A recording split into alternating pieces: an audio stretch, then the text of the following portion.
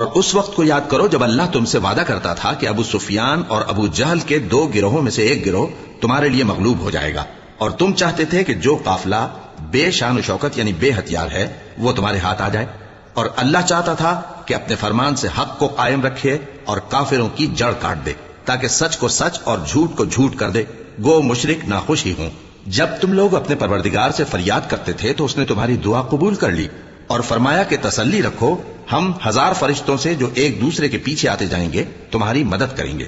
اور اس مدد کو اللہ نے محض بشارت بنایا تھا کہ تمہارے دل اس سے اطمینان حاصل کرے، اور مدد تو اللہ ہی کی طرف سے ہے، بے شک اللہ غالب ہے، حکمت والا ہے۔ جب اس نے تمہاری تسکین کے لیے اپنی طرف سے تمہیں نیند کی چادر اڑا دی اور تم پر آسمان سے پانی برسا دیا تاکہ تم کو اس سے نہلا کر پاک کر دے اور شیطانی نجاست کو تم سے دور کر دے، اور اس لیے بھی کہ تمہارے دلوں کو مضبوط کر دے اور اس سے تمہارے پاؤں جمائے رکھے۔ جب تمہارا پروردگار فرشتوں کو ارشاد فرماتا تھا کہ میں تمہارے ساتھ ہوں، تم مومنوں کو تسلی دو کہ ثابت قدم رہیں، میں ابھی کافروں کے دلوں میں رعب و ہیبت ڈالے دیتا ہوں، سو ان کی گردنیں اڑا دو اور ان کی پور پور توڑ دو۔ یہ سزا اس لیے دی گئی کہ انہوں نے اللہ اور اس کے رسول کی مخالفت کی، اور جو شخص اللہ اور اس کے رسول کی مخالفت کرتا ہے تو اللہ بھی سخت عذاب دینے والا ہے۔